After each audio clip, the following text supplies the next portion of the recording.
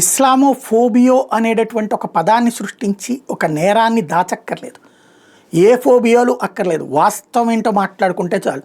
ఏదైతే బ్రిటన్లో ప్రజల తిరుగుబాటు, ఇప్పుడు జర్మనీలో ప్రజల తిరుగుబాట్లు, ఇట్లాంటి వాటి వెనకాల జరుగుతున్నటువంటిది చొరబాటుదారులు శరణార్థులుగా అక్కడ ఆశ్రయం పొంది చివరికి అక్కడ ప్రజల జీవితాలతో చెలగాటమాడుతున్నటువంటి సిరియా నుంచినో, పాలస్తీనా నుంచినో, యెమెన్ నుంచినో, బంగ్లాదేశ్ నుంచినో, ఆఫ్ఘనిస్తాన్ నుంచినో వెళ్ళినటువంటి బ్యాచ్నే అక్కడ దారుణాలకు పాల్పడుతున్నారు.